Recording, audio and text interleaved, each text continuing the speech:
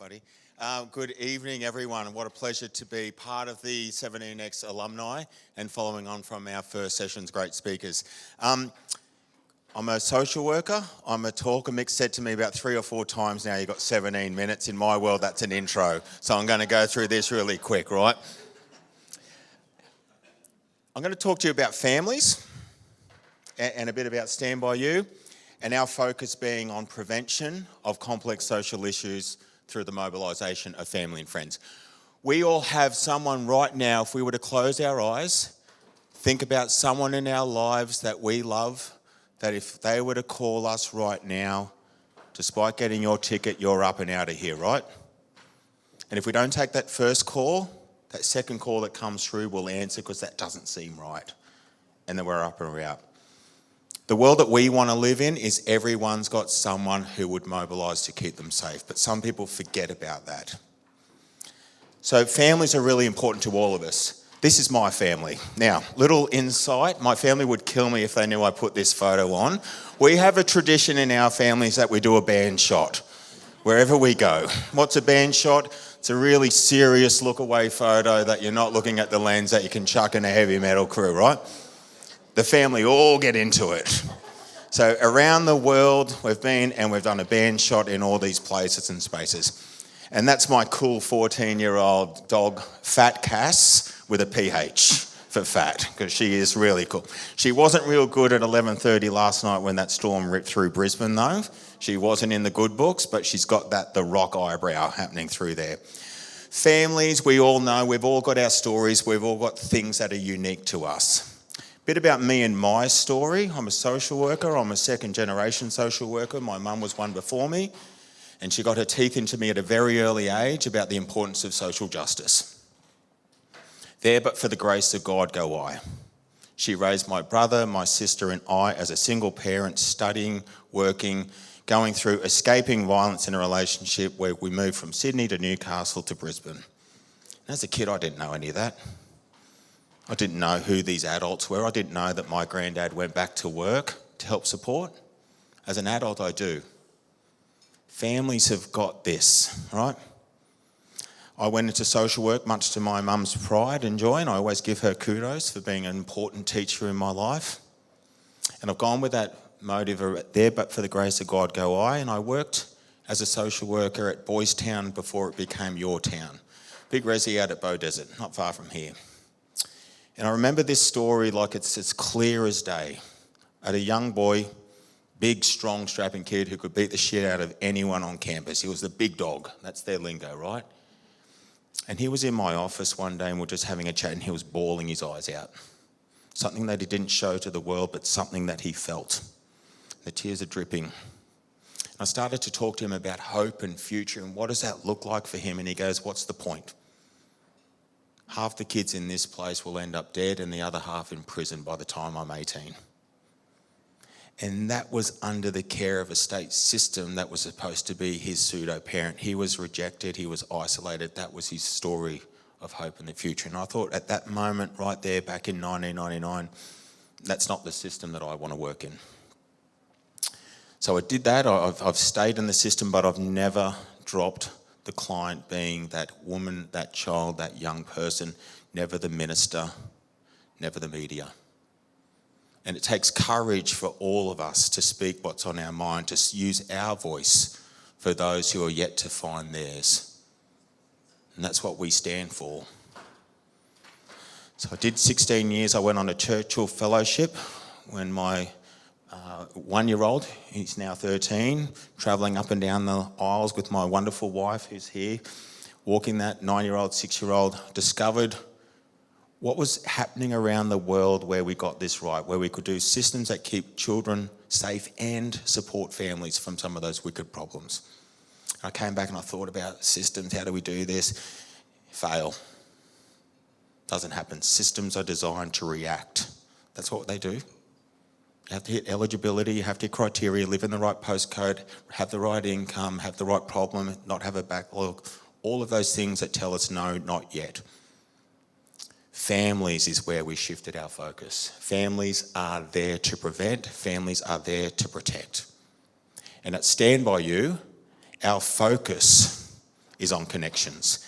Connections are the single most important factor to a healthy and happy life, full stop. That's it. And our focus is really clear. It is the prevention of those wicked social problems like domestic violence, abuse and isolation through the mobilisation of those family and friends. Because there's nothing that we wouldn't do for someone that we love and care about. So, how do we do that? As a social worker, I've gone on a journey into a social entrepreneurship. All of our stuff's been paper-based forms. We thought, that doesn't work. That's form, not function. That sits on files and that just says this is what people are telling you want to hear, because what families really fear, folks, who are isolated, who are worried about that knock at the door, is arrest, report, remove responses from systems. It is far easier for a woman who's experienced violence for 20 years and has got 3 kids with a partner to control that relationship than that knock at the door from police or child protection or a service that's going to report. I've got no control over that. I'd rather focus on keeping the temperature right here. But that shouldn't be the only choice that they've got. What we want to do in terms of our technology solution, we went around and looked. Our StandbyU Shield is what we've designed, and I'm going to give you a little bit of a demo and get people to get their phones out a little later because I've got some numbers. I don't know who you are though. People, plan, device. That's our solution. Really simple. And there's a Steve Jobs quote that goes around, and I'm an Android user, not an Apple user, so I don't testify to the life of Steve Jobs. My daughters do. But he made something that went under the context of, simple it's really hard. Things are complex. If you can make those complex things really simple, then you can move mountains. And that's what we've done. We've turned the noise completely down in this space. People, plan, device is how we get a shield, which is in the form of a device like this watch or this button that we will give to someone after we've had a few questions and discussions identifying who knows and who cares. Who in your life would take that call if you needed them at any time.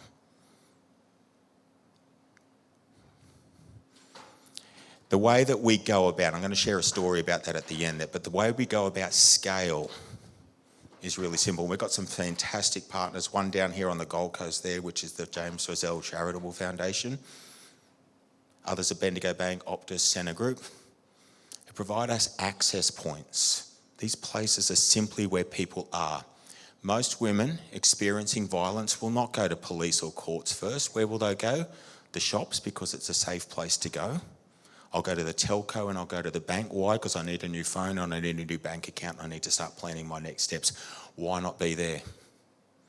Why not use those places and spaces as an access point to say, I've identified that there's something not right, and how do I connect you to a group who know what they're doing in this space, and we can give you an immediate tangible solutions. Chemists, another space. Clubs, Twin Towns, RSLs, where people are, that's where we can be. Because it's time we start bringing services to people, not people having to go to services. So how we scale our solution of the Shield, 1,700 we've done in just over 4 years. No woman or child or vulnerable person has paid a cent for their safety. Our corporate partnerships, our sponsorships, our grant writing, we don't get government funding for our Shields because they're already invested in policing responses, refuges and courts. That tertiary stuff, that bottom of the cliff stuff that we keep hearing, we've got to do things different. Guess what? Nothing's different. Nothing's different.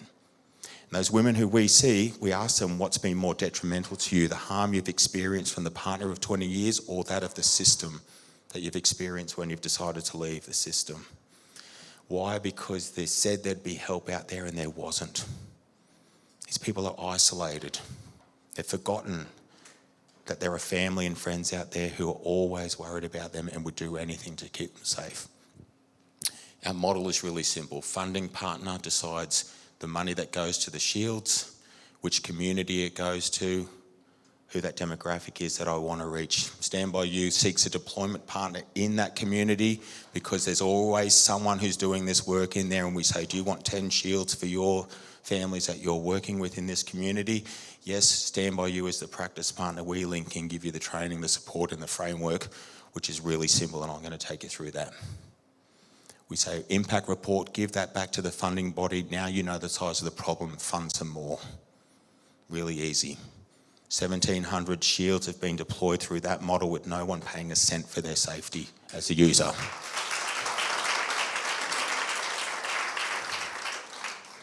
Access points right here in Westfield, Helensvale, Gold Coast. Anyone local to Westfield, Helensvale? Shit week, a couple of weeks ago, right? Security guards getting all that stuff. Johnny, he's okay for anyone who read that in the report. The security guard that got stabbed a couple of weeks ago, he's fine. He's home, he's okay. Westfield Helensvale, we have a sponsorship through Centre Group. We get charged $1 for this space here, which is $100,000 a year leasing space. Why? Because we have a relationship with them through their local heroes that we said shops are the only place that women and children can go to access safety and support without being questioned. What do you got? I said, we got that. We've been operating that. We opened in October 2020, right in the heart of COVID. And we didn't have funding. Like, what are you doing, Chris? You fool, right? Sometimes you doubt yourself, but that's this passion that people I see in this room have, the passion to make a difference, to take a chance, to back yourself, because the alternative is to not, and the status quo wins. Our biggest competition in StandbyU, because no one does the tech solution that we do, it's not another competitor doing this stuff. It's the ability of people to remain doing nothing or the status quo. That is everyone's competition before you even look at who else is in your market. It's really hard to engage people to do something and then do something different. This walk-in shop front, no intake, no referral, no appointment, walk in, no buzzer. We talk about 3 values. That door opens, timing's everything. You walk in, we're ready when you are. Eyes on the door. Second is we will be what you need us to be in order for you to have a better tomorrow than today. Third is we'll get shit done. 3,000 engagements we've had since October 2020 with people. Don't keep a case file, don't keep anything. And we've just got 4 years funding for that to continue from the federal government. Our impact. In that very site that I showed you there, we had a mum who came to us from Coomera Police Station. She went there because her partner had just been released from prison. He'd been spending 3 years in there for almost putting her in a coffin. He was released, her prison sentence and her kid's prison sentence was about to start again. Right? And those who work in the space understand that really well. She goes to police, she says, what can I do? Can't you do something? They go, no crime's been committed, there's nothing we can do to help. Wait till it has and then we're going to react, right? Give us a call. Okay, that doesn't work. Go down and see StandbyU at Magnolia Place and ask them about a shield, hey? Okay, she comes in, she walks into our door, really confused, haven't heard about you guys before, don't know what the hell I'm asking for, but they said to come and get a shield. Come on in, you want a tea, you want a coffee? Okay, let's get you a drink, let's sit down and have a chat. She's got a manila folder there, full of evidence. Orders, recordings, photos and all of that, and she opens it up and she starts to go through them. We say, stop, put that away. I don't need that. You don't have to prove yourself to us. I want to ask you one question. This is our first question. Do you feel unsafe? Yes. That's it. I see you, I hear you, I believe you. I will now connect you. I want to tune that head and that heart together, right? That's where we doubt ourselves. Women are far better than guys, men in the room. That doubting though, women are better at the doubting as well. Who in the women have gone with the phone in one hand and car key ring through the other, walking through dark places and spaces, right? Guys, who does that? Hardly any of us. We don't think about it. Women have to. Tune your head and your heart. Second question, tell me everything you do right now that keeps you and your kids safe, because you're doing 100 things. Well, we don't go out, we don't open the curtains, we don't answer the phone, the kids don't go to school, I'm not going to work, I'm working from home. We fill up the car in 30 suburbs away so we're not being followed. We go to the shops, we quickly get our stuff, we circle the block 3 times, we get home, we lock the door. We're all in the same room. I'm not sleeping. I'm listening out for dogs barking, gates creaking, car doors closing. I've got a knife under the pillow, one near the door. Okay, is that working for you? No. Okay, I just want to give you one more thing to do. In order for that one more thing, I need to ask you a question. Who knows about the things that keep you awake at night? That's where masks come off, folks. How's your day today, Karen? Really good. When I go home, I take that off, it's shit. But I show everyone that face that I want them to see, because it's a shame and a fear and an isolation that sits behind that. What are you going to do with that info? You're going to judge me? You're going to tell on me? What's going to do with that? I don't want to be a nuisance. Who knows? Many women say no one, because I don't share that. Others, like Cheryl, who came in, said, I've got a whole group of people who know, but we don't know what to do. We feel helpless. We feel hopeless. Okay. Fourth question. Who, if they knew, would drop anything at any time to keep you and your kids safe?